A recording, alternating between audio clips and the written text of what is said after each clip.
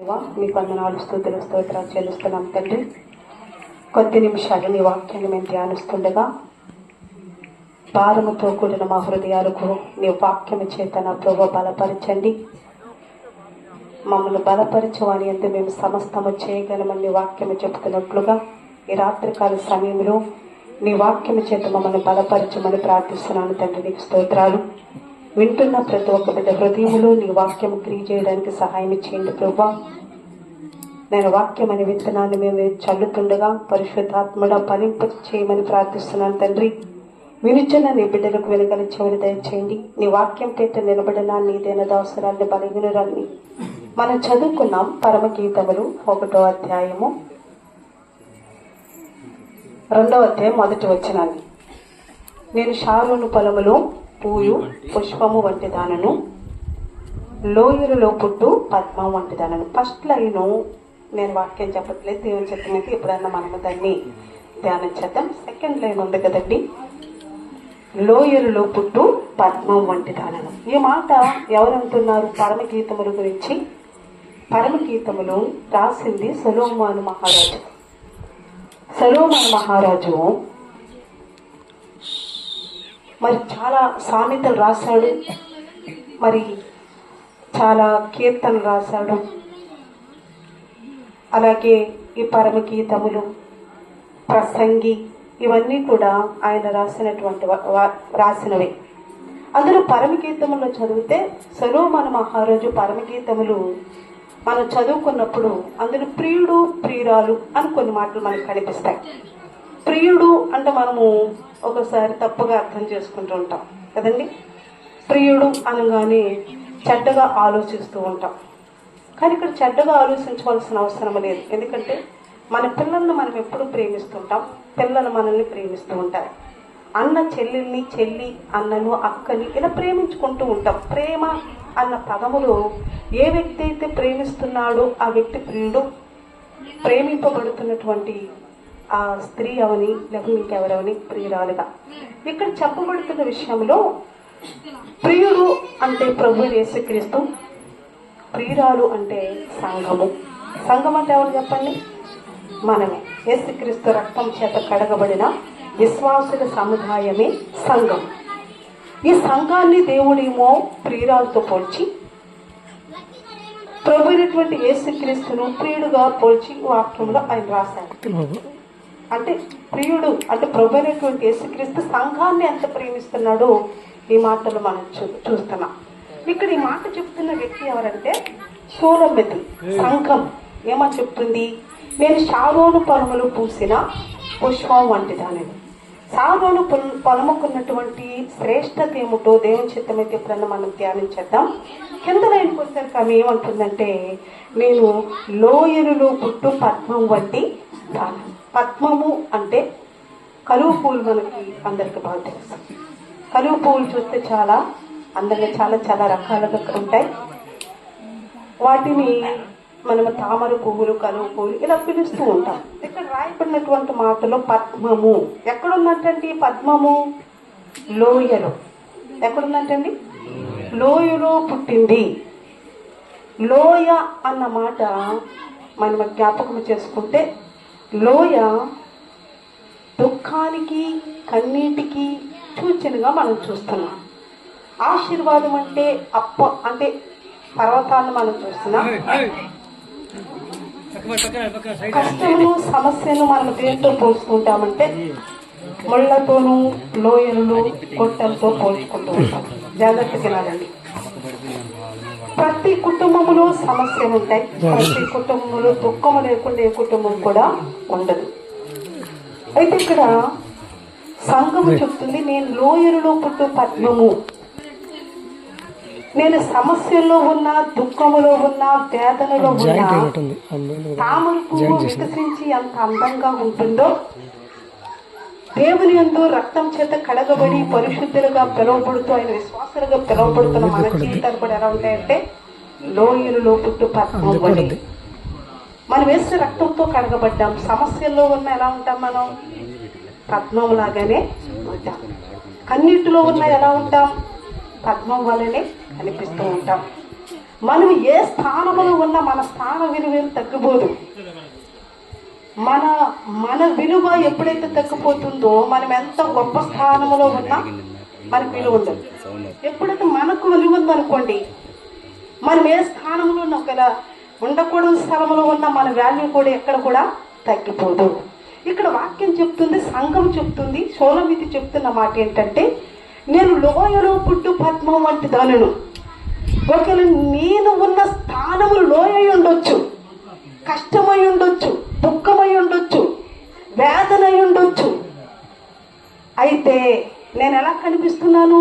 ఒక్కొక్కసారి సమస్యలు వచ్చేసరికి కృంగిపోతుంటాం మనం, దుఃఖం వస్తుంటే కృంగిపోతూ ఉంటాం మనం, వేదన వస్తే కృంగిపోతూ ఉంటాం మనం. ఎవరితో చెప్పుకోవాలి అర్థంలో కాక మనలో మనము సతమతం అయిపోతూ ఉంటాం. కానీ ప్రభు యందు విశ్వాసం ఉంచి నిరీక్షించిన వారు ఎలా ఉంటారో తెలుసా? ఏ సమస్యలు అయినా సరే బలముగానే ఉంటారు. ఏ సమస్య వారి మీద ఉన్నా సరే, ఎంత భారమైనటువంటి కష్టం వాళ్ళ మీద ఉన్నా సరే, వాళ్ళు ఎలా ఉంటారో తెలుసండి? ధైర్యముగా ఉంటారు. ఈ వాక్యంలోకి వెళ్ళే ముందు ఒక విషయాన్ని మీకు జ్ఞాపకం చేస్తాను. మోషే చనిపోయినప్పుడు మోషే 33 లక్షలకు పైగా జనాన్ని నడిపిస్తూ నాయకుడిగా ఉన్నాడు.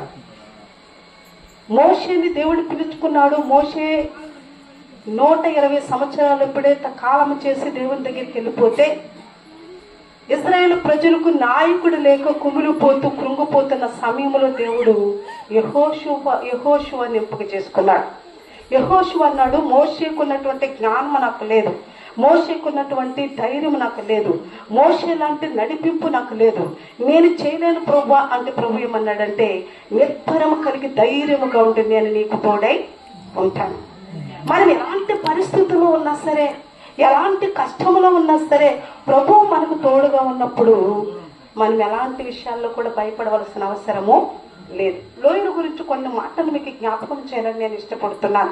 మన జీవిత యాత్రలో మనము ఒక్కొక్కసారి ఎలాంటి లోయలు గుండా వెళ్ళవలసిన పరిస్థితి మనకు ఎదురవుతుంది, ఎలాంటి లోయల్లో మనం వెళుతున్నప్పుడు ఎలాగా మనం జీవించాలి, ఎలా మన బ్రతుకును కొనసాగించాలి అన్నది కొన్ని మాటల్లో మీకు జ్ఞాపకం చేయాలని నేను ఇష్టపడుతున్నాను. మనం చదువుకున్నాం దేవుని వాక్యంలోంచి కీర్తన గ్రంథము 84వ కీర్తన 6వ వచనాన్ని మనం చదువుకుందాం. కీర్తన గ్రంథం 84వ కీర్తన 6వ వచనాన్ని చదువుకుందాం. వారు బాకాలోయలో వెళ్ళుచు,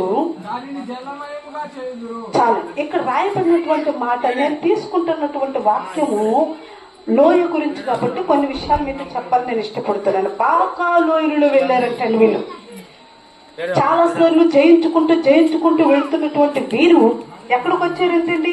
బాకాలోయ దగ్గరికి వచ్చారు. బాకాలోయ అంటే అర్థం ఏంటంటే అంగలార్పు లోయ, కన్నీటి లోయ. ఏ లోయ అంటండి ఇది? బాకాలోయ అంటే అర్థం ఏంటి? అంగలార్పు లోయ, కన్నీటి లోయ అని అర్థం. ఇశ్రాయేలు ప్రజలు వెళుతూ ఎక్కడికి వచ్చారు? ఇప్పుడు బాకాలోయ దగ్గరికి వచ్చారు. కన్నీటి గురించి కొన్ని మాటలు నేను చెప్పాలని ఇష్టపడుతున్నాను. మనము చాలాసార్లు మన జీవితంలో కన్నీరు ఒక భాగం అయిపోతూ ఉంటుంది. ఎవరితో చెప్పుకోవాలో వాదార్చువని లేక కుమిరిపోతున్న పరిస్థితులు మనం ఒక్కొక్కసారి జీవించవలసినటువంటి పరిస్థితి మనకి ఏర్పడుతూ ఉంటుంది. కన్నీటి గురించి జ్ఞాపకం చేసుకుంటే కీర్తనకారుడు ఏమంటున్నాడంటే, ఇదిగో నా కన్నీటి చేత నా పొరుపు కొట్టుకుని పోతుంది, లేకుంటే నా కన్నీటు నీ బొట్టులో దాచబడి ఉంది, నా కన్నీరు చాలా నా పొరుపు కొట్టుకుని పోతుందంటే ఉదయం నుండి సాయంత్రం దాకా గుండె పగిలేదట్టు మనం వేడ్చిన ఒక చిన్న గ్లాసులు కూడా మనం నింపలేమేమో కదండి. ఒకరు చాలా ఏడ్చేసినట్లు మనకు అనిపిస్తుంది, కానీ కన్నీరు చాలా కారుస్తున్నట్టు మనకు అనిపిస్తుంది, కానీ మనము ఒకరి గ్లాసు నీళ్ళైనా కార్చగలమా?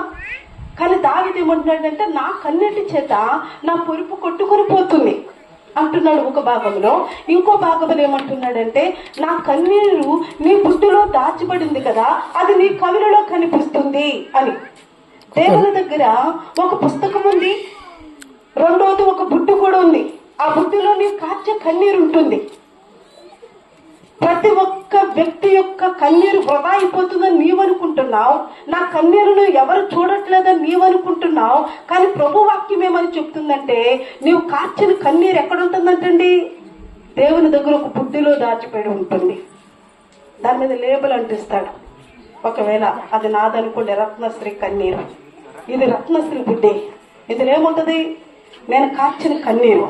నువ్వు కార్చిన కన్నీరు మనుషులు ఒకవేళ దాన్ని విలువ కట్టకపోవచ్చేమో, నీవు కూడా మర్చిపోవచ్చేమో, కానీ దేవుడు మాత్రం ఎప్పుడు మర్చిపోడండి. దాని బుడ్డిలో దాచబడి ఏమంటారు, దానికి లేబుల్ అంటించి పుస్తకం మీద రాసి పెట్టించాడు. నీ కవిలో కనిపిస్తుంది. కవిల అంటే పుస్తకము. దేవుడు పుస్తకములో రాస్తాడు. నేను ఎందుకు ఆ కన్నీరు కార్చాను? కన్నీటిలో 99% మరి ఏముంటుందో తెలుసా? కన్నీటి యొక్క బాధ యొక్క భావం ఉంటుంది, 1% వాటర్ ఉంటుంది. అర్థమైందండి? 1% నువ్వు కన్నీరు కనిపిస్తుంది. ఆ కన్నీటిలో నీ హృదయములో ఏ బాధ ఉందో ఆ బాధ యొక్క భావము ఉంటుంది. దేవుడు రాస్తాడు. ఈరోజు ఒకవేళ నేను కార్చింది కన్నీరే, నువ్వు కార్చింది కన్నీరే. ఒకవేళ నీవే బాధతో కన్నీరు కార్చావు, నేనే బాధతో కన్నీరు కారుస్తున్నాను, దేవుడు రాసి పెట్టించుతాడు. ఈ కన్నీటిలోనే భావం దేవుని దగ్గరికి చేరుతుంది. నువ్వు స్వస్థత కోసం కన్నీరు కారుస్తున్నావా? కన్నీరు ఒకటే, కానీ భావం మాత్రము మారుకుంటూ వస్తుంది. రత్నశ్రీ ఒకవేళ స్వస్థత కోసం కన్నీరు కార్చింది. ఇది కవిలలో ఉంది. దేవుని ఆఫీస్ టేబుల్ మీద ఉంది. ఏదో ఒక దినాన్ని దేవుడి జ్ఞాపకం చేసుకున్నాను, ఏం చేస్తాడు? స్వస్థపరుస్తాడు. ఒకవేళ కన్నీరు కార్చకపోవడం లోపము నీది. కన్నీరు కారుస్తే తగిన ప్రతిఫలం ఖచ్చితంగా నువ్వు ఏదో ఒక దినాన్న అనుభవిస్తావు. దేవుడి ప్రతిఫలం ఇచ్చుకుంటూ వస్తాడు. మనం కార్చే కన్నీటిలో భావం మారుతూ ఉంటుంది. ఒకవేళ సమస్యల్లో కన్నీరు కారుస్తున్నావా? అనారోగ్య పరిస్థితుల్లో కన్నీరు కారుస్తున్నావా? నీ కుటుంబంలో ఐక్యత లేకుండా కన్నీరు కారుస్తున్నావా? లేకుంటే ఏ విషయంలో కన్నీరు కారుస్తున్నావు? నీ ఒంటరితనంలో తోడు లేదని కన్నీరు కారుస్తున్నావా? పిల్లలు పుట్టలేదని కన్నీరు కారుస్తున్నావా? మనుషులందరూ నిన్ను నీచంగా చూస్తున్నారని కన్నీరు కారుస్తున్నావా? ఏ కన్నీరైనా సరే, ఒకవేళ నీ కన్నీటి భావం మనుషులకు అర్థం కాకపోవచ్చు, కానీ జీవము గల దేవుడు నీ కన్నీటికి ప్రతిఫలం ఇచ్చే దేవుడు భావాన్ని ఖచ్చితంగా రాసిపెడుతూ ఉంటాడు. ఇజ్రాయేల్ ప్రజలు వెళుతూ బాకా లోయలోకి వచ్చారు. వాళ్ళు కన్నీటి లోయ, అంగలార్పు లోయలోకి వచ్చారు. అక్కడికి వచ్చేసరికి చాలా కష్టంగా అనిపించింది వాళ్ళకి. కన్నీరు కారుస్తున్నారు. ఒక్కొక్కసారి మన పరిస్థితులు ఎలా ఉంటాయంటే, కన్నీటికి అంతమనేను, ఈ కన్నీరు ఎప్పుడు నా జీవితంలో ఇంతేనా, ఇలా కన్నీరు కార్చవలసిందని నేను నాకు జీవితంలో కన్నీరైనా వాళ్ళు చూడు సంతోషంగా ఉన్నారు, వీళ్ళు చూడు సంతోషంగా ఉన్నారు, నేనెందుకు సంతోషంగా లేను అని మనం ఒక్కొక్కసారి సందర్భాన్ని బట్టి మాట్లాడుకుంటూ ఉంటాం, అనుకుంటూ ఉంటాం. ఇతరులతో చెప్పే కన్నా మన హృదయంలో మనము అనుకోవలసిన పరిస్థితులు వస్తూ ఉంటాయి. సమస్య వెంబడి సమస్య మన సతమతము చేస్తున్నప్పుడు ఖచ్చితంగా ఎలాంటి మాటలు మనం మాట్లాడుకుంటాం. దావీదు దేవునికి ఇష్టమైనటువంటి వ్యక్తి. దావీదు గురించి దేవుడు అంటున్నాడు, దావీదు నాకు ఇష్టానుసారుడైన మనుష్యుడు. ఇష్టానుసారుడైన మనుషుడు, దేవునికి ఇష్టమైనటువంటి వ్యక్తికి ఉన్నటువంటి అతని జీవితంలో అతను అంటున్నాడు, నా కన్నీటి చేత నా పొరుపు ఏమైపోతుంది. మనం అనుకోవచ్చు, నేను విశ్వాసులు కదా, నేను గొప్పవాడిని కదా, గొప్పదాన్ని కదా అని.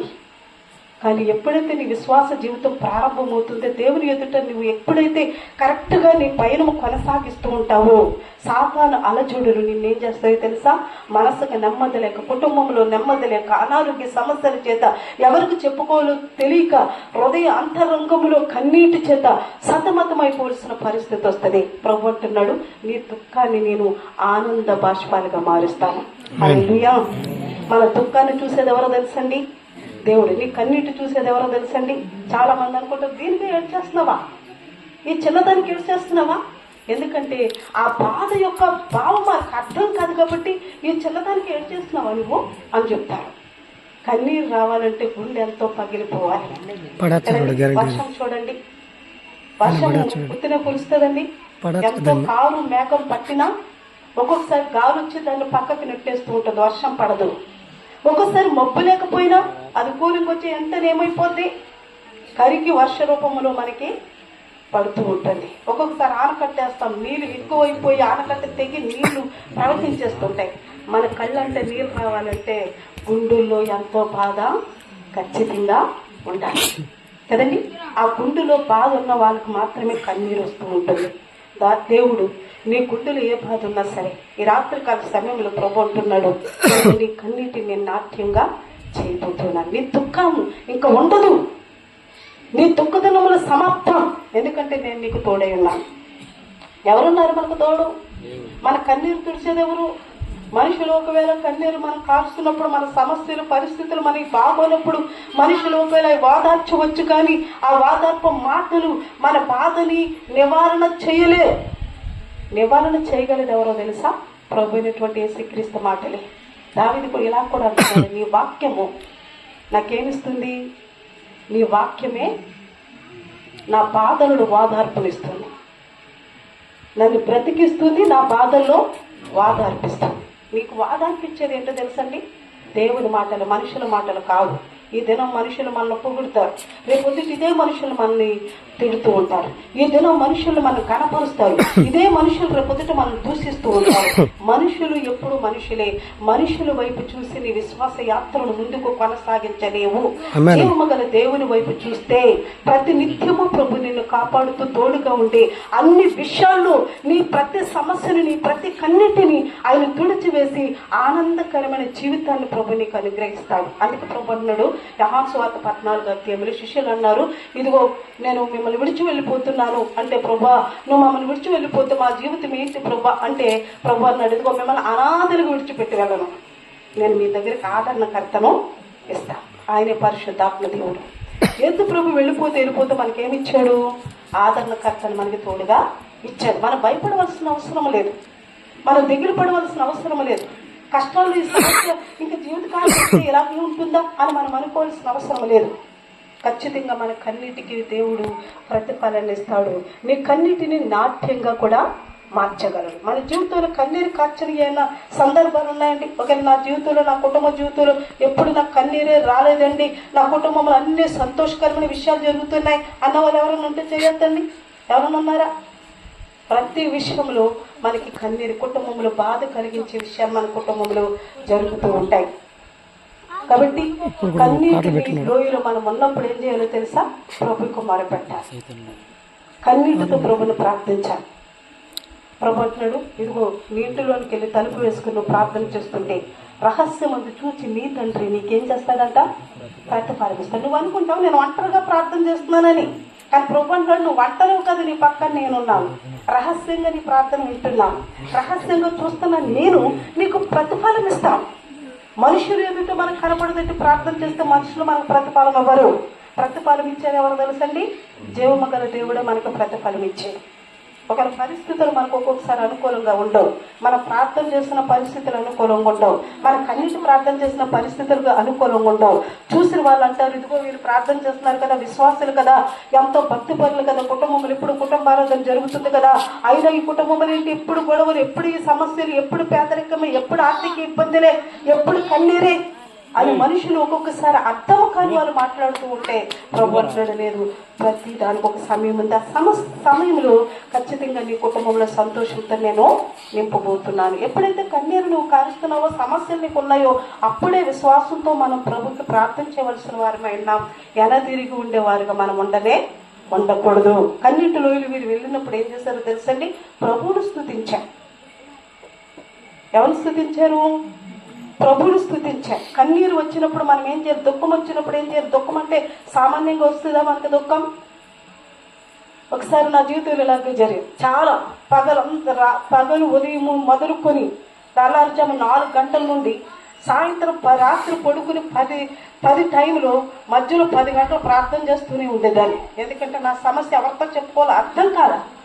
ఎవరికొకరు అర్థం కాకుండా ఎవరికైనా చెబితే వాళ్ళు వినినట్టుగా ఉంటారు, కానీ మన హృదయానికి నెమ్మది ఎవరు ఇచ్చేవారు కాదు.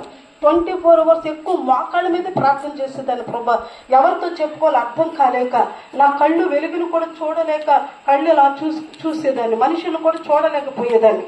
ఎందుకు ఈ మాట నేను చెప్తానంటే, అప్పుడు నా వయసు 18, 19 వయసు. ఈ వయసులోనే ఎన్నో కష్టాలను అనుభవించాను, ఎంతో దుఃఖాన్ని అనుభవించాను. ఎందుకు ప్రభు నన్ను ఈ మార్గం గుండా నన్ను తీసుకువెళ్తున్నాడు, ఈ కన్నీటి లోయలు ఎందుకు తీసుకెళ్తున్నాడు, ఈ మనస్సు బాధతో ఎందుకు నన్ను తీసుకెళ్తున్నాడు, ఎప్పుడు నేను వెళ్ళని మార్గం గుండా ప్రభు నన్ను ఎందుకు తీసుకెళ్తున్నాడు అని ఎంతో కుమిలిపోయాను. అలా అని నా భర్త చనిపోలేదని అప్పుడే వివాహమైంది. మొట్టమొదటిగా నాకు సమస్య, భర్త నాడు పెళ్ళైన కొత్తలోనే సమస్య ఎదురైంది. ఈ సమస్యను భరించలేక మోకాళ్ళ మీద ఎక్కువ ప్రార్థన చేసేదాన్ని. నేను ఎంత ప్రార్థన చేస్తున్నాను, అన్ని సమస్యలు భరించాను, ఎంత ప్రార్థన చేస్తున్నాను, అంత దిగులు. భరించుకుంటూ వచ్చాను. ఒక సమయంలో పెద్ద పాపని ప్రెగ్నెంట్తో ఉన్నాను, 9వ నెల. ఇంక ఈ సమస్యలు నేను భరించలేను, దేవుడు కూడా నన్ను చిన్న చూపు చూస్తున్నాడు అని నాకు అనిపించింది. ట్యాబ్లెట్లో ఒక్కొక్కసారి ఎంత ఏంటో చిన్న కవర్లో మందులు ఇచ్చుంటారు. ఆ మందుతో పాటు కాల్పాలన్న ట్యాబ్లెట్లు 10 ట్యాబ్లెట్లు వాటర్ వేసుకుని శుభ్రంగా కలిపి ప్రార్థన చేసుకుంటున్నాను. ఉదయం 7 గంటలకి భాష గారు ఆత్మకూరు వచ్చారు. మేము శాంతినగర్ అనే ఒక ఏరియాలో ఉన్నాం. ప్రార్థన చేసుకుంటున్నాం, ప్రభా ఇంకా ఇంత కష్టాన్ని నేను భరించలేను. ఏ దేవుడిని అయితే నమ్ముకుని నేను తల్లిదండ్రులను, బంధువుల్ని, ఆస్తిని అన్నిటిని విడిచిపెట్టి దేవుని సేవకు సమర్పించుకుని వివాహం చేసుకుని వచ్చాను, కానీ అవి భరించలేకపోతున్నాను.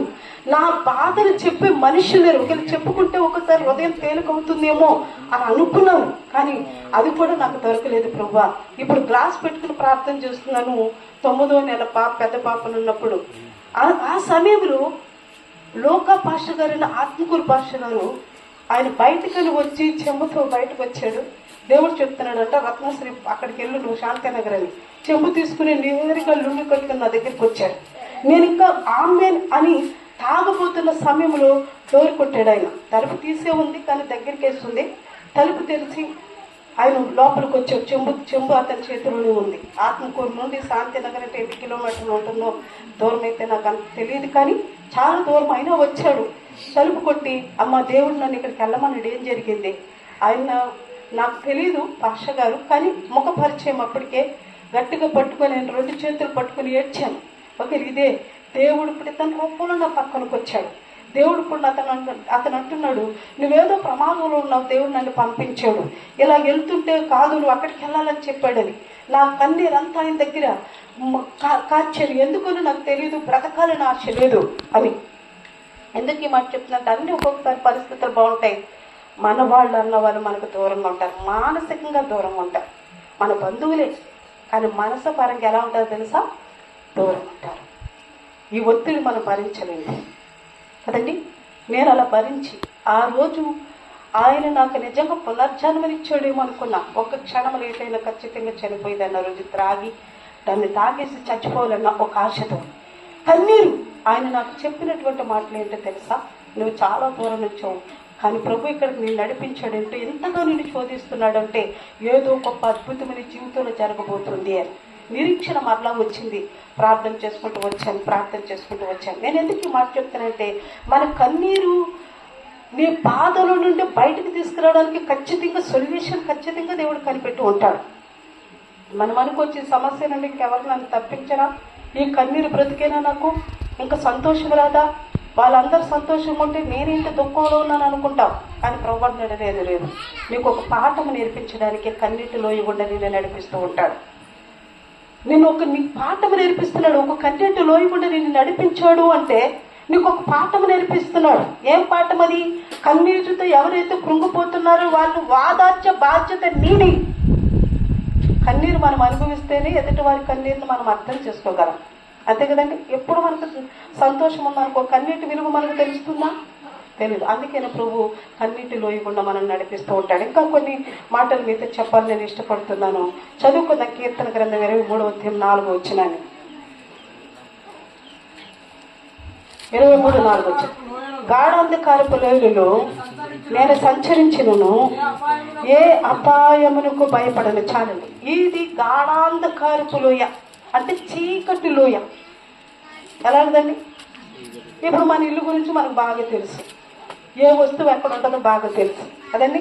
ఇక్కడ కత్తి ఉంటుంది, ఇక్కడ కారం ఉంటుంది, ఉప్పు ఉంటుంది, ఉల్లిపాయ ఉంటుంది, అని అన్నీ మనకు తెలుసు. వంటింట్లోనే ఉన్నాం సహజంగా. సడన్గా కరెంటు పోయింది, ఎలా ఉంటుంది మన పరిస్థితి? కళ్ళు కనిపించవు. ఒకసారి ఏం చేస్తాం, రోజు అక్కడ కత్తి ఉంటుందో తెలుసు, కారము, ఉప్పు, ఉల్లిపాయ అగ్గిపెట్టి ఉంటాయని మనకు తెలుసు. అయినా సరే సడన్గా కరెంటు పోయేసరికి మన కళ్ళకి ఎలా ఉంటుంది, చాలా డార్క్ అయిపోయి వస్తువులు ఎక్కడ పెట్టినాయో తెలియక మనమే నెత్తుక్కోవాల్సిన పరిస్థితి వస్తుంది. గాఢాంధకారపు లోయ అంటే చీకటి లోయ. పగలే నీకు చీకటిలాగా అనిపిస్తూ ఉంటుంది.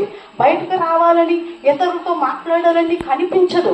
కారణం ఏంటంటే నీ సమస్య అంత గాఢాంధకారంగా ఉంటుంది. ఒక్కొక్కసారి ఆశీర్వాదాలు మనకి ఎలాగుంటుందంటే ఏ డోర్ చూసినా మూయబడే ఉంటుంది. ఈ దారంటే వెళ్దామంటే అది మూయబడి ఉంటుంది. ఏ సహాయం కోసం వెళ్ళాలన్నా అక్కడ కూడా మూయబడే ఉంటుంది. ఎటు చూసిన అవమానాలు, ఎటు చూసిన నిందలు, ఎటు చూసిన కష్టమే, ఎటు చూసిన పేదరికమే, ఎటు నీకు మార్గం లేకుండా మధ్యలో నిలబడవలసిన పరిస్థితి నీకు ఉంటుంది. నువ్వు అనుకుంటే ఒక ద్వారమన్నా తెరవబడితే చాలు, నేను ముందుకి వెళ్ళిపోవచ్చు.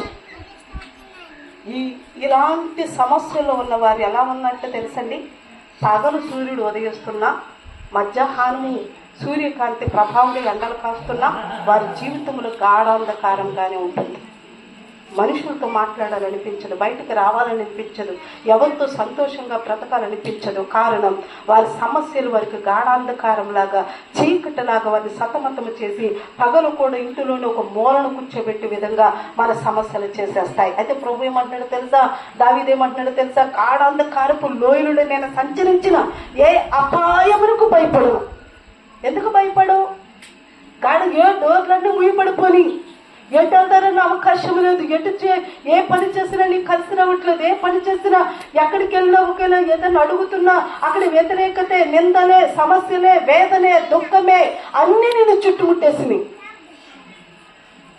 ఇలాంటి సమయంలో, గాఢాంధకార సమయంలో నీవు ఉన్నప్పుడు, నీకు అవకాశం ఎటు లేనప్పుడు, ఆశీర్వాదం నీకు ఎటు చూసిన ఆశీర్వాదం ఈ కోణంలో ఉందామని ఎతికిన, ఎంత దూరం చూసిన ఆశీర్వాదం నీ కనుచూపంత మేరలో కనపడకపోయి ఎండిన ఎడారిలాగా నీ బ్రతుకు ఉంటే ప్రభు అంటున్నాడు, నేను నీకు తోడయ్యన్నా.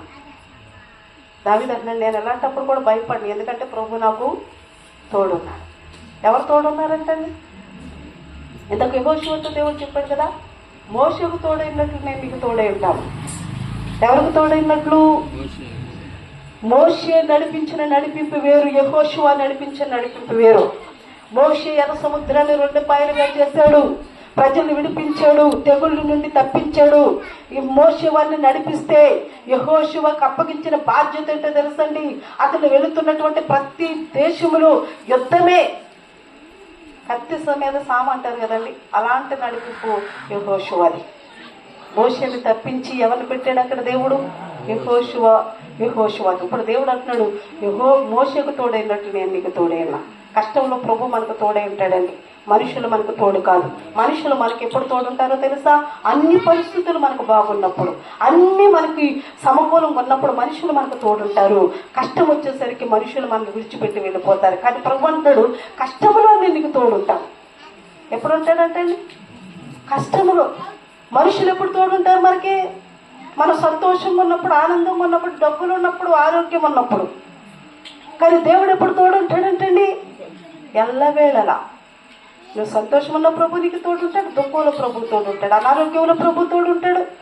నువ్వు అనుకుంటావు తీసుకున్న ట్యాబ్లెట్ల వల్ల నేను బ్రతికానని, కానే కాదు. దేవుడు పరమ వైద్యుడిగా నీ వేసుకుంటున్న ప్రతి ట్యాబ్లెట్ను పరమ ఔషధంగా మార్చి నేను సజీవ లెక్కలో నిలబెట్టగలడు. భయంకరమైనటువంటి అనారోగ్య పరిస్థితులు మనుషుల మీదకి వచ్చినప్పుడు, పరిస్థితులు అనుకూలంగా లేక, కరోనా టైంలో పరిస్థితులు అనుకూలంగా లేకపోయినప్పుడు, ఒకసారి చూడండి, పేదవారికి ఎవరికైనా కరోనా వచ్చిందా? మాట్లాడాలి. పేదవారికి కరోనా వచ్చిందండి. మనకు జలుబు చేసినట్లుగా, జ్వరం వచ్చినట్లుగా అనిపించింది. ఇదే కరోనాని కొంచెం భయపడిపోయాం. కరోనా వచ్చి చనిపోయిన వాళ్ళు అందరూ ఎవరు? ధనవంతులే. అంటే కరోనా పేదలకు రాదా? ధనవంతులకే వస్తుందా? ఎందుకని? వాళ్ళు భయపడే సగం చనిపోయారు. పేదవాళ్ళకు ఉన్న మనకు మాత్రం ఎవరు తోడుందని చెప్పుకుంటున్నాం మనం?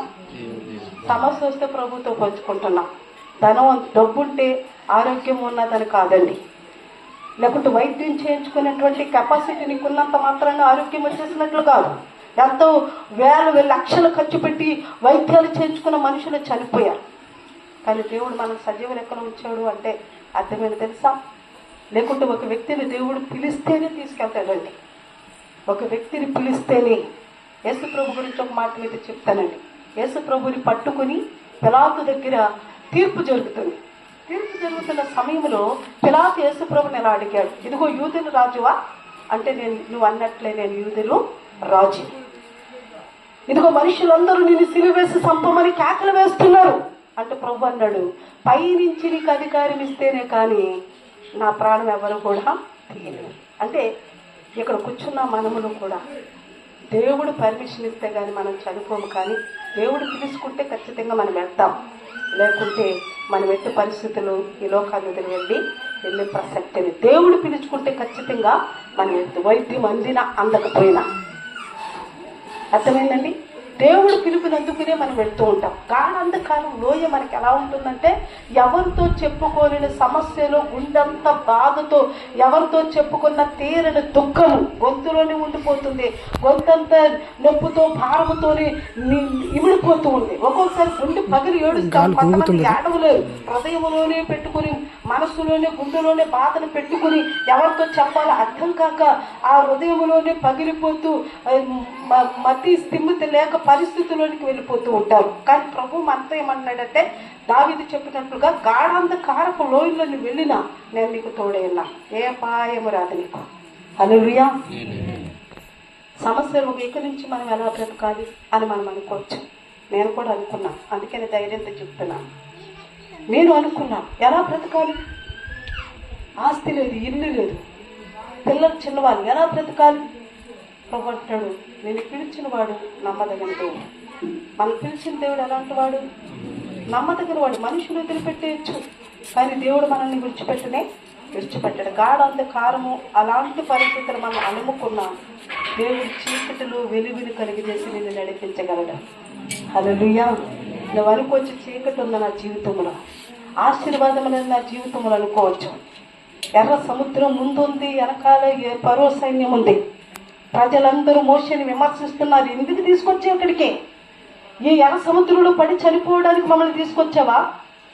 లేకుంటే అక్కడ కాకుండా ఫరో సైన్యముల చేతుల్లో పడి తుత్తిరీలుగా చంపబడి ఆకాశ పక్షులు మమ్మల్ని తిరివేసి అడవు మృగాలకి మా శవాలను ఇక్కడ పడేయడానికి వచ్చావా అని మోషేని తిడుతుంటే, మోషేకి దేవుడు చెప్తున్నాడు, నీ చేతుల కర్రలు తీసుకుని సముద్రం అడ్డుకుంటాం. ఎన్ని కిలోమీటర్లు వెళ్ళడానికి జరిగిందో తెలుసా? చిన్న మార్గం కాదండి. ఒక లైన్లోని దగ్గర 26,000 మంది ముందు నడుస్తున్నారు, వెనకాల నడుస్తున్నారు. 33 లక్షల మంది చక్కగా నడిచి 6 నెలలు నడిపించారు. నీ సమస్య, నీ దుఃఖం ఒకవేళ ఎర్ర సముద్రంలా ఉందేమో, నీ వెనకాల సమస్యలు ఒకవేళ, ఒక్కొక్కసారి మనం అంటాం కదా, ముందు నొయ్యి వెనకాల కొయ్యి. పరిస్థితులు అలాగే ఉంటాయి మనకు, ముందు నొయ్యి వెనకాల కొయ్యి. వెనకాల డబ్బు ఉండదు, మనుషులు ఉంటారు మన పక్షాన. పోనీ మనమన్నా ఏదైనా చేసుకుని బ్రతుకుదామంటే చేసే శక్తి, బలం, ఆరోగ్యం మనకు లేకపోవచ్చు. కానీ ప్రభు అంటున్నాడు, నేను నీకు తోడే ఉన్నాను. ఎర్ర సముద్రాన్ని 2 పాయలు చేసిన వాడిని నీ సమస్య నుండి నేను విడిపించలేనా? నీ కష్టం నుండి నిన్ను విడిపించలేనా? 6 నెలలు నడిపించిన దేవుణ్ణి నీ జీవితంలో గొప్ప అద్భుతమైనటువంటి జీవితాన్ని నీకు అనుగ్రహించనా? ప్రభు మనతో చెప్తున్నాడు. మనం ధైర్యంగా ఉండి భయపడవలసిన అవసరం మనకి లేనే లేదు. ఈ గాఢాంధకారపు టైం లేదు కాబట్టి 2 విషయాలు మీతో చెప్పాను. దేవుని చిత్తమైతే ఇంకెప్పుడన్నా లోయల గురించి చెప్పుకుందాం. అయితే ఈ గాఢాంధకారపు లోయలలో మనము నడుస్తున్న సమయంలో ప్రియమైన వాళ్ళరా, మనము ఇప్పుడు చుడుదరుగా మనకి సమస్యలు ఉన్నాయని చెప్పాను. ఎటు మనకు దారి లేదు, గాఢాంధకారపు లోయని. ఇంకా మనకు మార్గం ఎక్కడుందో చెప్పండి. చుడుదరుగు ఇటు చూద్దాం, ఎటు చూసినా డోర్లు మూయబడిపోయి. ఇప్పుడు మన చూపు ఎక్కడ ఉండాలి? కింద ఉండాలా, పైన ఉండాలి, మధ్యన ఉండాలి, పక్కన ఉండాలి? ఎక్కడ ఉండాలి? మన చూపు ఇంకా పైనే. దేవుని వాక్యం చెప్తుంది. కొలస్సీలకు రాసిన పత్రిక 4వ అధ్యాయము 1వ వచనాన్ని చదువుకుందాం. కొలస్సీలకు రాసిన పత్రిక 4వ అధ్యాయము 1వ వచనం. ఉన్న వాటినే వెతుకుడు. ఎవరితో కూడా ఎదుకాలంటాడు మనం? 3వ అధ్యాయము 4వ అధ్యాయము ఏంటండి? 3వ అధ్యాయం 4వ వచనం. మనం మీరు క్రీస్తుతో కూడా లేపబడిన వారైతే పైనున్న వాటిని వెతుకుడి. దేన్ని వెతకాలి మనము? ఇప్పుడు అన్ని డోర్లు ముయ్యబడిపోయి గాఢాంధకారపు లోయల్లో మనం చిక్కుకుపోయాం. ఇప్పుడు మన చూపు ఎక్కడ ఉండాలంటండి? ఇప్పుడు మనం చదువుకున్న వాక్య భాగంలో కూడా పరమగీతములు 2వ అధ్యాయం 1వ వచనంలో సంఘం చెప్తుంది, ఇదిగో మరి లోయలో పుట్టి పద్మం వంటి దాని. లోయ అంటే ఎక్కడో అడుగు భాగంలో ఉంది. ఇప్పుడు అక్కడ పుట్టింది పద్మము. ఈ పద్మం ఎక్కడికి చూస్తుంది? ఎక్కడికండి? సుడిదరుగా చూస్తుందా? మాట్లాడండి, వచ్చు కదా. ఎక్కడ చూడాలి మనము? పైకి చూడాలి. దేవుడు వాక్యం అదే చెప్తుంది. నువ్వు భూ సంబంధమైన వాటి మీద మనసు పెట్టుకోవద్దు. డోర్లు ముయ్యబడిపోయిన డోర్లు, ఒక 2 డోర్లు ముయ్యబడిపోతే దేవుడు ఖచ్చితంగా నీకు పైన ఉన్న డోర్ తెరుస్తాడు. మన చూపు ఎక్కడ ఉండాలప్పుడు? పైకి ఉండాలి. దేవుడు వాక్యం అదే చెప్తుంది. మనుషులు ఒకవేళ నిన్ను నిందించి హింసించి నీ పేరు చెడ్డదని కొట్టివేసి నీ చుట్టూ ఒకవేళ వలయమనగా చీకటి అంధకారములో నిన్ను పెట్టేసినా నీ చూపు మాత్రం పైన ఉండాలి. అంటే నువ్వు దీని యొక్క భావం ఏంటంటే నువ్వు దేవుని మీద ఆధారపడాలి. దేని మీద ఆధారపడాలి? దేవుని మీద, మనుషుల మీద కాదండి. మనుషుడే. మనుషుల మీద మనం ఆధారపడితే చాలాసార్లు ఇందాక చెప్పాం కదా, మనుషులు మనల్ని ఒక్కొక్కసారి కష్టంలో ఉండకపోవచ్చు, మనకు తోడుగా, లేకపోతే నష్టంలో తోడు ఉండకపోవచ్చు. నష్టంలో ఉన్నప్పుడు ఖచ్చితంగా లోక సామెత ఉంటుంది, చెప్పులున్న వారి వెనకాల వెళ్ళకూడదంటే అప్పులున్న వారి వెనకాల కూడా వెళ్ళకూడదంటే. ఎందుకని? చెప్పులు ఉన్నవాడు ఏదైనా మొళ్ళల్లో వెళ్ళిపోతాడు, రాళ్ళల్లో వెళ్ళిపోతాడు. మనం వాళ్ళ వెనకాల వెళ్ళామనుకుంటే మన కాళ్ళకి ఏం పుచ్చుకుంటాడు? మొళ్ళల్లో వెళ్ళిపోతున్నాడు అని మొళ్ళల్లో వెళ్ళిపోతే మన కాళ్ళకి కూడా ముళ్ళు పుచ్చుకుంటాయి. అలాగే అప్పులు ఉన్న వాళ్ళు వెనకాల వెళ్తుంటే వాళ్ళని అడుగుతూ వెళ్తున్నప్పుడు అదే బాధ మనకు కూడా, ఈ వెనకాల ఎందుకు వచ్చిన అస్తమానం వీళ్ళు అడుగుతున్నారు అని అనిపిస్తుంది. అంటే లోక సామెత అనేది ఇంకో చెప్పట్లేదు. మనకు సమస్య వచ్చినప్పుడు ఈ సమస్య వైపు కన్నా దేవుని వైపు చూడాలి, ఆధారపడాలి. ఒక్కొక్కసారి డోర్స్ ఎందుకు మూయబడతాయంటే మనుషుల మీద నువ్వు ఆధారపడకూడదు. ఎవరి మీద ఆధారపడాలి? దేవుని మీద ఆధారపడాలి. ఇప్పుడు నీ చూపు ఎక్కడ ఉండాలి? పైన ఉండాలి, సమస్య వైపు కాదు. ఒక్కొక్కసారి మనం సమస్య వైపు చూసి సతమతం అయిపోతూ కృంగిపోతూ ప్రార్థన జీవితంలో తగ్గిపోతూ ఉంటాం, వాక్య ధ్యానంలో తగ్గిపోతూ ఉంటాం. దేవుని మీద ఆధారపడే విషయంలో కాకుండా మనుషులు సంపాదించుకోవాలనుకుని మా పోరాటంలో విశ్వాస జీవితానికి భ్రష్టులైపోతాం. అందుకని ప్రభు అపోస్తలుడైన పౌలు ఒక సంఘానికి ఒక పత్రికలు ఏమంటున్నాడంటే, జీవము గల దేవుని విడిచిపోవునట్టి భ్రష్ట మనసు నీకు ఉందేమో చూసుకోండి. సమస్య వచ్చినప్పుడు భ్రష్ట మనసుకి సాతానుడు మనల్ని అప్పగిచ్చేస్తుంటాడు, విశ్వాసానికి దూరపరిచేస్తుంటాడు. నీ దేవుడు ఏమయ్యాడు? సమస్యలు నీకు సహాయం చేయడా? నీ దేవుడు ఆలకించలేదా? నిన్ను స్వస్థపరచలేదా? నిన్ను ఇది చేయలేదా, అది చేయలేదా అని ఒక్కొక్కసారి మనుషుల్లోకి దూరి మనల్ని ఇబ్బంది పెడుతూ ఉంటాడు. కానీ ప్రభుకు మనము ఖచ్చితంగా సమయంలో చేయవలసిన మాట ఏంటో తెలుసా? ప్రభు నాకు తోడున్నా. ఏదో పాఠం నేర్పిస్తున్నాడు. ఏం పాఠం నేర్పిస్తున్నాడు? ప్రభువు మీద ఆధారపడేది, మనుషుల మీద ఆధారపడకూడదు. ఎవరి మీద ఆధారపడాలండి? మనం ఎవరి మీద ఆధారపడాలండి? ప్రభువు మీద ఆధారపడాలి.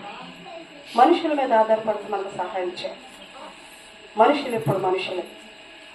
పాస్టర్ గారు చనిపోయినప్పుడు బిడ్డగుంట్లో ఉన్నాం మేము. అప్పటికి 4 సంవత్సరాలు అయింది.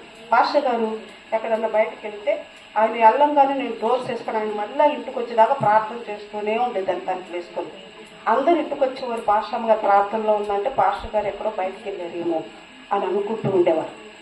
పాస్టర్ గారు చనిపోయారు. ఎప్పుడు కొన్ని జీవితాలు అలా ఉంటాయంటే, ఒక వ్యక్తి మంచోడు అంటే ఓర్చుకోలేదు.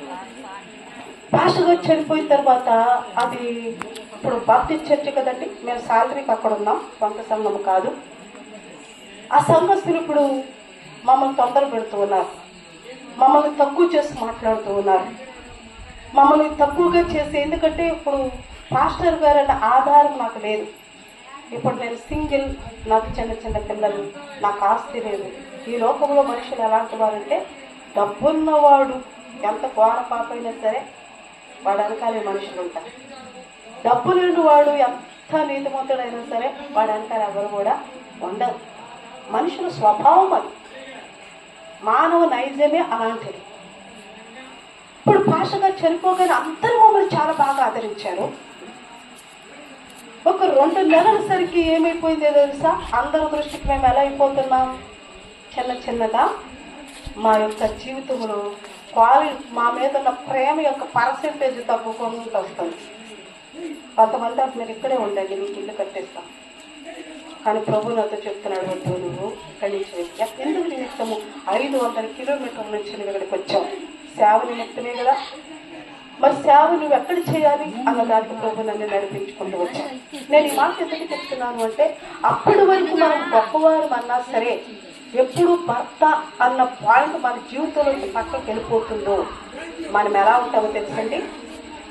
సింగిల్ పర్సన్ కాబట్టి మనల్ని చాలా మంది అన్ని విషయాల్లో బాధపడేటట్లు మాట్లాడుతూ ఉంటారు, బాధపడేటట్లు మనకి కలిగిస్తూ ఉంటారు. ఒక్కొక్కసారి మనం మాట్లాడుతుంటే దానికి వాల్యూ ఇవ్వరు. ఇలాంటి పరిస్థితులు మనం ఎదుర్కోవాల్సిన పరిస్థితి ఉంటుంది. అయితే యెషయా గ్రంథకర్త ఏమంటున్నాడంటే 54వ అధ్యాయంలో ఆ మాటను కూడా మీకు జ్ఞాపకం చేసి నేను ఈ వాక్యాన్ని ముగిస్తాను. ఎందుకంటే ఇది సహోదరి నిమిత్తము, మరి సరోజనమ్మ గారి నిమిత్తము తన తల్లి గారు ఏర్పాటు చేసినటువంటి ప్రార్థన. తన కుమార్తె జీవితంలో దేవుడు తోడుగా ఉండి ఎల్లవేళలా ఆమెని కనుపాపాలు కాపాడుతూ మన చారుక్యమి శక్తి బలమ దేవుడు ఆమెకు అనుగ్రహించినట్లుగా దేవుడు ఆమెకు తోడుగా ఉండాలన్నది మరి తల్లి యొక్క ప్రార్థన, తల్లి యొక్క మరి ఆశ కాబట్టి మరి కొడుకులు ఆ విషయాన్ని కూడా మీకు గుర్తు చేయాలని నేను ఇష్టపడుతున్నాను. 5వ వచనాన్ని చదువుకున్న 54 వచనం. నిన్ను సృష్టించిన వాడు నీకు భర్త అయి ఉన్నాడు, సైన్యములకు అధిపతియగు యెహోవా అని ఆయనకు పేరు. చాలు, దేవుని వాక్యం ఒకటి చదివిస్తుంది. మనం అనుకోవచ్చు ఒక లోకరీతైనటువంటి భర్త పోయాడు అని సరోజనమ్మ గారు బాధపడవచ్చు. ఇప్పటి వరకు ఆమె కష్టం కలిగితే ఎవరితో చెప్పుకుంది? భర్తతో చెప్పుకునే పిల్లోళ్ళు ఎలా అంటున్నారు, లేకపోతే పిల్లోళ్ళు అది, లేకపోతే ఇది, నాకు ఇక్కడ కష్టం వచ్చింది, అక్కడికి వెళ్ళినప్పుడు వాళ్ళు ఎలా ఉన్నారు, ఇక్కడికి ఎలా ఉన్నారు అనగానే భర్త ఏమంటాడు, ఎవరు అన్నింది? నేను నీకు తోడున్నాను, వంటలో కొద్ది తోడుకున్నాను, నువ్వు భయపడవలసిన అవసరం లేదు, నేను ఉన్నంత కాలం నువ్వు రానివే మన ఇంటికి అంటాడు కదండి. కానీ భర్త చనిపోయిన తర్వాత ఇప్పుడు మనకి బాధ కలిగింది. మనుషులు ఎవరో మనం ఏదో అన్నారు, లేకపోతే ఇంట్లో పిల్లలే మనం ఏదో అన్నారు, మనం చెప్పుకోవడానికి వ్యక్తి ఎవరు ఉండరు. మన హృదయంలో మనమే బాధపడాలి. ఒకవేళ పరాయి వాళ్ళతో ఎవరికన్నా ఇదిగో నా కుమారుడు ఎలా ఉన్నా, నా కుమార్తె ఎలా ఉందా, లేకపోతే పక్కన వాళ్ళు ఎలా అన్నారని మనం చెప్పామనుకోండి, ఏమంటారు వాళ్ళు?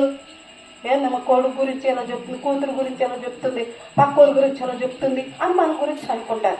అంటే ఇప్పటి వరకు ఆమె మనసులో ఉన్న బాధ భర్తతో పంచుకుంటే ఆయన వాదార్పునిచ్చాడు. ఇప్పటి నుంచి పక్కోళ్ళతో చెప్పుకుంటే వాళ్ళు అర్థం చేసుకుపోగా మనల్ని అపార్థం చేసుకుంటూ ఉంటారు. కానీ ప్రభు ఏమంటున్నాడంటే, భర్త చనిపోయాడు, నువ్వు బాధపడవలసిన అవసరం లేదు, నిన్ను సృష్టించిన వాడు నీకు భర్త అయి ఉన్నాడు. ఎవరైనా మనకు భర్త? భర్త అంటే అర్థం భారము భరించేవాడని. భర్త అంటే ఏంటి అర్థము? భారం భరించేవాడు. మన ప్రతి భారం ఆయనదే కదండి. ఉప్పు కాడి నుంచి ఉల్లిపాయలు కలిసి ప్రతిదీ మనకి ఏది కావాలని ఆయన అడుగుతా, నాకు ఇది తీసుకురా, ఇది తీసుకురా అని అడుగుతూ ఉంటాం. తేవలసిన బాధ్యత కూడా ఆయనదే. కానీ ఇప్పుడు అర్థం చేసుకున్న భర్తలుడు అడిగితే తెచ్చేవాళ్ళు, నా సమస్య చెప్పుకోవడానికి ఎవరు లేరని కృంగిపోవాల్సిన అవసరం లేదు. దేవుని వాక్యం చెప్తుంది, నేను ఎవరైతే సృష్టించారు ఆయన నీకు భర్త అయినాడు. భర్త అంటే భారం భరించేవాడు. ఇక్కడ నుండి మీ భారాన్ని భరించేది ఎవరు? ఎవరండి? మనుషులు ఒకవేళ వీళ్ళు అట్టదు కదా, ఇంకెవరు లేరు కదా, ఈయన ఏదైనా చేసేయచ్చు, ఏదైనా అనేయచ్చు అంటే అది రాంగ్. ప్రభు అంటున్నాడు, ఇలాంటి వారి దగ్గరే నేను ఉంటాను, వారి ప్రార్థనే నేను ఆలకిస్తాను. ఎవరి ప్రార్థన? మనుషులైతే ఒకవేళ ఎదవరాలని ఒకవేళ చిన్న చూపు చూడవచ్చు, కానీ జీవం గల దేవుడు అంటున్నాడు, నలిగిన వారి దగ్గర నేను ఉంటాను, కృంగిన వారికి నేను దగ్గర ఉంటాను. ఒంటరికి ఎవరైతే ఉన్నారో వారికి భర్తనే నేను సృష్టించిన, నేను భర్తనేనాను కాబట్టి వారికి దుఃఖం కలిగితే నాకు దుఃఖం కలిగినట్లు వారి బాధ్యత నాది. మనుషులు అనుకుంటారు ఏ పక్షులు ఎవ్వరు లేరని, కానీ దేవుడు అంటున్నాడు నేను వారి దగ్గరే ఉన్నానని. ఎవరి దగ్గర ఉన్నారు? ఎవరి దగ్గర ఉన్నారండి దేవుడు? విరిగి నలిగిన వారి దగ్గర, కృంగిపోతున్న వారి దగ్గర దేవుడు ఉన్నాడు. బాధపడవలసిన అవసరం లేదు. ప్రతి నిత్యము ఒక్కొక్కసారి మన పోస్టులు మారుతూ ఉంటాయి కదండి. కొంతమంది భర్త చనిపోగానే వారి కుటుంబ పరిస్థితి చాలా హీనంగా అయిపోతూ ఉంటుంది. కొంతమంది భర్త చనిపోగానే వారి కుటుంబ పరిస్థితిని ఒక స్టేజీలోకి వెళ్ళిపోతూ ఉంటుంది. కారణం ఏంటంటే వారు దేవుని మీద ఆధారపడిన కారణాన్ని బట్టి వారి కుటుంబ పరిస్థితికి యజమానులకు ఎవరున్నారు? ఇప్పుడు మనది దాకా ఆధార్ కార్డులు లేకుంటే రేషన్ కార్డులు యజమానుడు అంటే ఒకవేళ చంద్రశేఖర్ గారి పేరు ఉండొచ్చు, ఎక్కడి నుండి యజమానుడు అనగానే సరోజనమ్మ పేరు ఉంటుంది. అర్థమైందండి? ఇప్పుడు యజమానురాలు లేని కుటుంబానికి యజమానుడు ఎవరో తెలుసా? ఆ ఇంటికి యజమానుడు ప్రభువే. ఆ కుటుంబంలో కావలసిన ప్రతి అవసరత ఇప్పుడు దాకా ఆ కుటుంబం మీద ఉన్న శ్రద్ధ వేరే. ఇక్కడ నుండి పోస్టులకు చంద్రశేఖర్ గారి స్థానంలోనికి ఎవరు వచ్చారు తెలుసు? ఇప్పుడు దేవుడు ఉన్నాడు. ఆయన ప్రత్యక్షంగా కనిపించాడు, ఇప్పుడు పరీక్షంగా ఈయన ఉన్నాడు. మనుషులు ఒకవేళ మన కుటుంబం తక్కువగా కనిపించవచ్చు, వీళ్ళు ఏమన్నా అడిగి వాళ్ళు లేరనుకోవచ్చు, కానీ వారి పక్షాన్ని ఎవరున్నారు? దేవుడు. దేవుడు మన పక్షాన ఉన్నాడు. మనం అంటారు మనం కాదు. సరోజనమ్మ గారి పక్షానేనా? ఇంకా ప్రభు అంటున్నాడు, విరిగి నలిగిన హృదయం గలవారిని నేను అలక్ష్యం చేయను. ఎవరినంటండి? మన కుటుంబంలో భార్య భర్త మధ్య గొడవలు, పిల్లల మధ్యన గొడవలు, సమస్యలు ఏదో ఉన్నాయి. కన్నీరు ఖర్చు విరిగి నలిగిన హృదయంతో మనం ప్రార్థన చేస్తే దేవుడు ఖచ్చితంగా ప్రార్థన వింటాడు. విరిగిన మనసుని దేవుడు అలక్ష్యం చేసే దేవుడు కాదు. బాగా అర్థమవుడు ఇంకొక మాట చెప్తాను. భూమిలో ఒక విత్తనాన్ని మనము నాట్యం అనుకుందండి. వేరుశనగ విత్తనాన్ని మనం నాట్యం దైవ చెట్టు చూడండి. వేరుశనగ విత్తనాన్ని మనం భూమిలో నాట్యం కదండి. విత్తనములో నుంచి మొక్క బయటికి రావాలంటే ఏం జరుగుతుంది? అక్కడ ముందు విత్తనం పగలాలి, తర్వాత నాటిన యొక్క స్థలం యొక్క భూభాగం కూడా పగిలితేనే విత్తనం మొక్క బయటకు వస్తుంది. అర్థమైందండి? ఒక్కొక్కసారి మన జీవితాలు ఉంటే దేవుని చిత్తం ఎలా ఉంటుందంటే మనల్ని నలిపి నలిపి పరిమళింపజేస్తాడు. ఒక్కొక్కసారి కొన్ని పువ్వులు చూడండి, మధ్య పువ్వులు ఉన్నాయి, ఇలా అనంగానే నలపగానే ఏమొస్తుంది? అందులోంచి సువాసన బయటకు వస్తాడు. మనల్ని నలిపి పరిమళింపచేస్తాడు ఆయన. శూన్యములోని సృష్టిని కలిగజేసిన దేవుడు నీ జీవితంలో శూన్యంగా ప్రశ్నార్థకం ఉంటే దాంట్లోంచి గొప్ప అద్భుతాన్ని వచ్చి జీవితం వచ్చి దేవుడు మనకి ఎత్తిస్తాడు. మనం విడిచిపెట్టే దేవుడు కాదండి. చాలా మంది అనుకుంటున్నారు క్రైస్తవులకి ఏదైనా జరిగిన అడిగేవోనే లేరు. అలా అనుకున్నప్పుడు సౌలుతో దేవుడు ఏమన్నాడు తెలుసండి? సౌలు నన్ను ఎందుకు హింసిస్తున్నా? దేవుని పిల్లల్ని హింసిస్తే ఎవరు హింసించినట్లు? ఎవరు హింసిస్తున్నట్లండి? దేవుని పిల్లల్ని. మనం అనుకోవచ్చు ఈ సహోదరుడిని లేదా క్రైస్తవుని లేకపోతే వాళ్ళని వీరిని అని మనం అనుకోవచ్చు. కానీ ప్రభు అంటున్నాడు, సౌలా ఎందుకు నన్ను హింసిస్తున్నావు? మనము కన్నీరు కారిస్తే నొప్పి ఎవరికి కలుగుతుందో తెలుసా? దేవుడు అంటున్నాడు, నిన్ను ముడితే నాకు కన్ను ముట్టినట్టు. అంటే నీకు ఎంత స్థానం ఇచ్చాడు దేవుడి జీవితంలో, నీకెంత ప్రయోజనం, నీకెంత ప్రాముఖ్యతనిచ్చాడు దేవుని జీవితంలో. నువ్వు ఒక గొప్ప ముఖ్యమైన వ్యక్తివి, అంత గొప్ప వ్యక్తివి. నిన్ను ముడితే నా కన్ను ముట్టినట్టే అంటే అర్థం చేసుకోవాలి మనం ప్రభువు దృష్టిలో మనం ఎంత స్థాయిలో ఉన్నామని. మనం విడిచిపెట్టేలేదండి, మనం అనాదరం కాదండి. ప్రభు మనకు తోడుగా ఉన్నాడు. మన ప్రతి కష్టాన్ని ఆయన చూస్తున్నాడు, ప్రతి కన్నిటిని ఆయన ప్రభు చూస్తున్నాడు, మన ప్రతి ఇబ్బందిని చూస్తున్నాడు. ప్రతి దానికి దేవుడు తగిన సమయంలో మనకు ఆశీర్వాదాన్ని ఆనందాన్ని కలిగిస్తాడు. ప్రభు తోడుగా ఉన్నాడు. నేను సరోజనమ్మ గారికి చెప్పే విషయం ఏంటంటే, మీరు ఒంటరని మీరు అనుకుంటారు, పరోక్షంగా ప్రభు నీ ప్రక్కన ఉన్నాడని నేను చెప్తున్నా. నువ్వు నడుస్తున్న మార్గములు, నువ్వు వెళుతున్న ప్రయాణములు, నేను నిద్రపోతున్నా, నువ్వు కూర్చున్నా, నువ్వు తింటున్నా, నువ్వు తాగుతున్నా, నేను ఒంటరిని అని నువ్వు అనుకోవచ్చు. కానీ ప్రభు అట్లని నీ ప్రక్కన నేనున్నాను. కొన్ని దినాల వరకు మా పాస్టర్ గారు చనిపోయిన కొన్ని దినాల వరకు మా పిల్లలు ఏం చేసేవారంటే, అన్నం తిందారని అందరూ కూర్చొనేసరికి 5 ప్లేట్లు తీసుకొచ్చి ఆడ పెట్టేవారు. అలా పెట్టినప్పుడల్లా గుండె చాలా బాధ అయిపోయి బరువు అయిపోయేది, ఏడుపు వచ్చేసేది. నా కుమారుడిని కూడా డాడీ లేకపోయినా సరే మా డాడీ ప్లేస్లో డాడీ ప్లేస్ పెట్టేసి మనం తిందాం. ఆ బాధ చెప్తే అర్థం కాదు, అనుభవిస్తేనే అర్థమవుతుంది. మనుషులు ఒకవేళ మనం తూచంగా మాట్లాడచ్చు, కానీ ఆ కన్నీటి లోయలోను బాకాయి లోయలోను మనం వెళుతున్నప్పుడు ఆ బాధ అనుభవించే వాళ్ళకి అర్థమవుతుంది. కాబట్టి మనం వాదార్చే వ్యక్తులు ఉండాలి, బలపరిచే వ్యక్తులు ఉండాలి, అది కష్టములు మనం పరామర్శించే వ్యక్తులు ఉండాలి. వారికి సహాయం అవసరమైనప్పుడు మనం ప్రార్థన చేయాలి. వారి కష్టములు మనల్ని అన్ని విషయాల్లో వారికి తోడుగా ఉండేటట్లు మనం చేయాలి. కానీ వారికి ఎలాంటి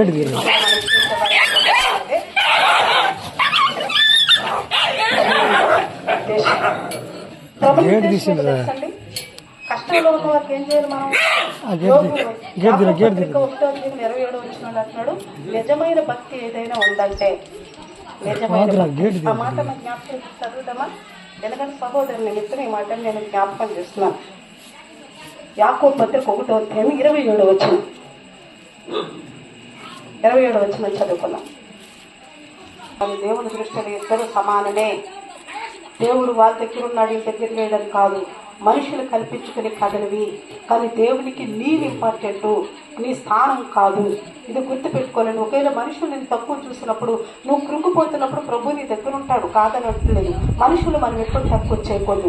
నిజమైన భక్తి మనకు ఉంది అని నువ్వు అనుకున్నప్పుడు, నిజమైన భక్తి నీకుందని నీవు అనుకున్న దినమున నీ భక్తి యొక్క క్రియలు ఎలా ఉంటాయో వాక్యం ఇక్కడ మనకు సెలవిస్తుంది. ఎలా ఉంటాయి అన్నది మనం చదువుకున్నప్పుడు, తండ్రి అయిన దేవుని ఎదుట పవిత్రమును నిష్కలంకమునైన భక్తి ఎదనగా దిక్కులేని పిల్లలను, వెధవరాండ్రను, వారి ఇబ్బందులలో పరామర్శించి ఇహలోక మాలిన్యము తనకంటకుండా తన్ను తాను కాపాడుకుని వాడే. నిజమైన భక్తి అంటే ప్రార్థన చేస్తూ వచ్చేదండి. వాక్యం చదివినంతరం నిజమైన భక్తి కాదండి. నిజమైన భక్తి యొక్క క్రియలు ఎలా ఉంటాయంటే, దిక్కులేని పిల్లలను, వెధవరాండ్రులు ఏం చేస్తామంటండి? తిట్టడమా, తక్కువ చేసి మాట్లాడటమా? తండ్రి లేని పిల్లలకు ఒకసారి ఎలా ఉంటుందంటే, తండ్రి అయినాక ఒక పట్టు కొమ్మ వాళ్ళకు ఉండదు కాబట్టి వాళ్ళు మంచి వాళ్ళు అయినా సరే ప్రతిసారి వాళ్ళు తిడుతుంటారు. వీళ్ళేరా తండ్రి లేడు కదా. అదే తల్లిదండ్రులు ఉన్న పిల్లలు ఎంత చెడ్డవాళ్ళైనా సరే వెనకాల తండ్రి అయినా పట్టుకొమ్మ ఉంది కాబట్టి అంత కంటానికి ధైర్యం సరిపో. అదే తండ్రి లేని పిల్లల్ని ఎలా పడతారో మాట్లాడేస్తూ ఉంటారు. కానీ వాక్యం ఏమని చెప్తుందంటే, నీకు నిజమైన దైవ భక్తి ఉంది, దేవుని ఎదుట సరైన భక్తి నీకు ఉంది అంటే నీ క్రియలు ఎలా ఉండాలి? నీ క్రియలు ఎలా ఉంటాయి అంటే, దిక్కులేని పిల్లలను పరామర్శించాలి. వారి కష్టంలో, వారి సమస్యల్లో, వారి ఇబ్బందుల్లో నువ్వేం చేయాలి? పరామర్శించడం అంటే తిన్నవేరా అని అడుగు రావడమా? అంతేనండి. తాగేవేరా అంతేనా? పరామర్శించడం అంటే ఏంటి? వాడు అన్నం తినలేదు, అన్నం తినలేదా, బిర్యానీ తిరుపో, మాట చెప్పడు పీజే, కానీ నువ్వు పెట్టాలి. అదే పరామర్శించడం అంటే. పెదవరాటం ఏం చేయాలంటండి? పెదవరాటం ఏం చేయాలంటండి? పరామర్శించాలి. ఎందుకంటే ఇప్పుడు దాకా సంపాదించే భర్తలేడు, ఇప్పుడు ఆమెకి తీసిచ్చే భర్తలేడు, కొనిచ్చే భర్తలేడు, ఆమెకి డబ్బులు కష్టపడి తెచ్చి ఇచ్చే భర్తలేడు. ఇప్పుడు ఏం చేయాలి మనం? ఆమెకి ఇబ్బంది వచ్చింది, ఏం చేయాలి మనం? ఏం చేయాలండి? ఆదుకోవాలంటే చుట్టుపొట్టు మాటలతోనా ఏం చేయాలి మనం? వారి ఇబ్బందుల్లో పరామర్శించాలి. అంటే వారికి ఇంట్లో ఏమన్నా ఉందా, లేకుంటే తినడానికి ఏమన్నా ఉందా? అయ్యో వీరు కష్టంలో ఉన్నారే, ఇదిగో నా వంతుగా. ఒకసారి ఏమీ నిన్ను దగ్గర చేయడానికి సహాయం లేకపోతే మాట సహాయం చేయాలి. ఏం చేయాలండి? వారి కోసం ప్రార్థన చేయాలి. నువ్వు బాధ పెట్టకూడదు వాళ్ళని. వారి పక్షాన్ని ఎవరున్నారు? దిక్కులేని పిల్లల పక్షాన దేవుడు ఉన్నాడు. ఎవరైనా పక్షాన్ని ఎవరున్నారు? దేవుడు ఉన్నాడు. న్యాయకర్తలు దేవుడు వారి పక్షాన్ని ఉన్నప్పుడు వాళ్ళని విమర్శిస్తే, వాళ్ళని ఇబ్బంది పెడితే, వాళ్ళని గాయపరిస్తే దేవుడు ఊరుకుంటాడా? ఊరుకోడు. వారి పక్షాన దేవుడు ఉన్నాడు. వారి ఇబ్బందులు పరామర్శించాలి. ఒక నిక్కు నుండి ఒక సహోదరిని మనం ఎప్పుడన్నా, సరోజనమ్మ తిన్నావా, తాగావా, ఏమ్మా ఎలా ఉంది పరిస్థితి, ఒకరిని కష్టం అన్నా మేమున్నాములే, నువ్వేం బాధపడవలసిన అవసరం లేదు, మా చేతనైన సహాయం మేము చేస్తాం. నీ మాటే ఆమెకు ఒక ఔషధం. నీ మాట వల్ల ఆమెకు మరల ఓహో నా పక్షాన్ని మీరు ఉన్నారా అని ఒక ధైర్యం. ఏం బతికి ఎప్పుడు ఇంతేనండి అన్నాం అనుకోండి, మనకి ఇవి వస్తాయి కానీ ఆదరణ మాటలు రావు కదండి. దేవుని పిల్లలమైన మనం దేవుని ఎదుట సరైన భక్తి అంటే దేవుడు. సహోదరుల గురించి మనమేమో వాళ్ళ ఊరికి వెళ్ళి మనమేమి చూసి రావక్కర్లేదు, ప్రార్థన చేస్తే చాలు. దేవుడు ఆ బిడ్డ పక్షాన్నండి తోడుగుండి అన్ని వేళలు ఆ బిడ్డకు తోడుగుంటాడు.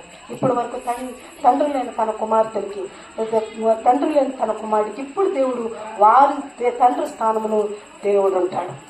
అర్థమైందంటే, తండ్రి లేని పిల్లల్ని కానీ, పెదవరండ్రులు కానీ, అనాథలను కానీ మనం ఎట్టి పరిస్థితులను విమర్శించకూడదు. దైవ భక్తి గలవారు మనం చెప్పుకుంటున్న వారికి మనం ఏం చేయాలో తెలుసా? సహాయపడాలి, ఇబ్బందులు పరామర్శించాలి. అప్పుడు మన క్రియలు దేవుడు చూసి ఏమంటారు తెలుసా? బలా నమ్మకమైన మంచి దాసుడా, నీ కొంచెమున నమ్మకంగా ఉన్నావు, నీ కొరకు సిద్ధపరిచిన పరలోక రాజ్యము నీదే.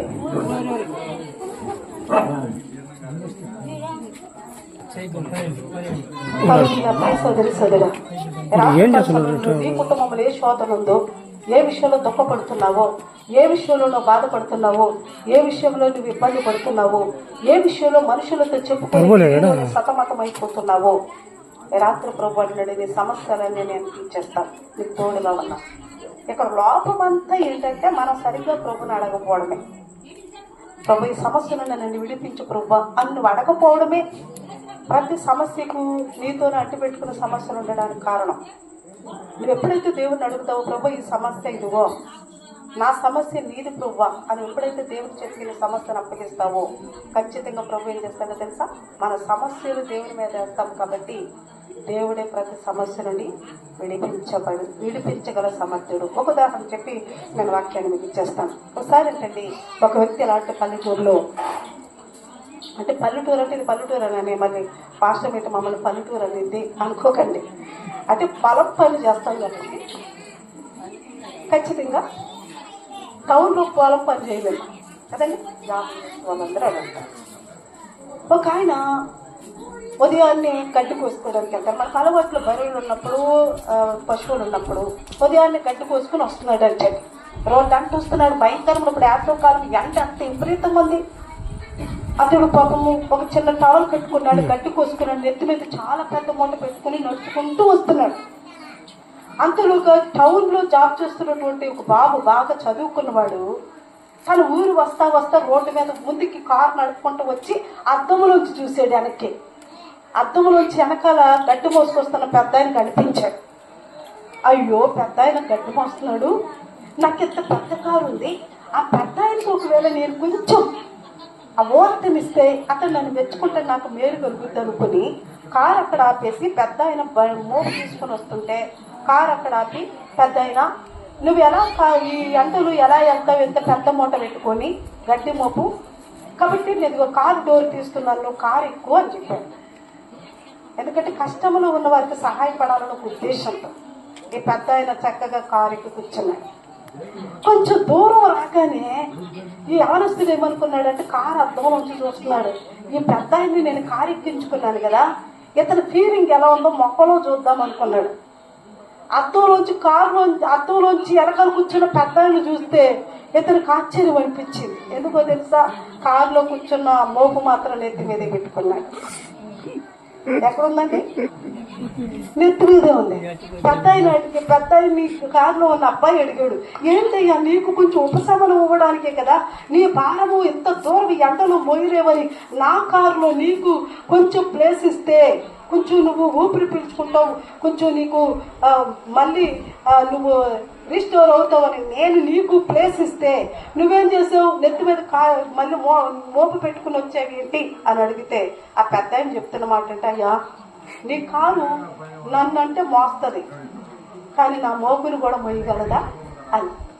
ఇప్పుడు అతని ఉద్దేశం ఏంటి? ఇప్పుడు కారు మోపు ఎక్కడున్నారు చెప్పండి, కానీ ఇతను ఏమనుకుంటున్నాడు, నన్ను ఒక్కటే మోస్తుంది కానీ నా బరువుని నేనే మోసుకుంటున్నాను. కానీ ప్రభు అంటున్నాడు, నీ భారం ఎక్కువ మీదే, నీ కుటుంబ బాధ్యతలు బరువు నీ నెత్తి మీద ఉండిపోయింది, నీ పిల్లల బాధ్యత అన్నది నీ నెత్తి మీద ఉండిపోయింది. ఎలా ఈయన్ని బాగు చేయాలి, ఎలాగ వీడికి మంచి భవిష్యత్తుని ఇవ్వాలి అని నీలోనే సతమతం అయిపోతున్నావేమో. ప్రభు ఈ మధ్యాహ్నం రాత్రికాల సమయం ఏమన్నాడంటే, నీ బిడ్డని నా కాళ్ళు ఎక్కించాడు, వాడి బరువు నా మీద వేసేయి, నేను వాడి భవిష్యత్తును బాగు చేస్తాను, వాడి కుటుంబ సమస్యలను నేను తీరుస్తాను, నువ్వేం చేయలేవు ఇంకా. అర్థమైందండి? మన భారాన్ని, మన కుటుంబ భారాన్ని ఎవరి మీద వేయాలి? మన దుఃఖం ఎవరి మీద వేయాలి? ప్రభు మనకు తోడున్నాడు, విడిపిస్తాడు, ఆశీర్వదిస్తాడు. అలాంటి దేవుని కృప మనందరికీ తోడేది నడిపించిన గాక.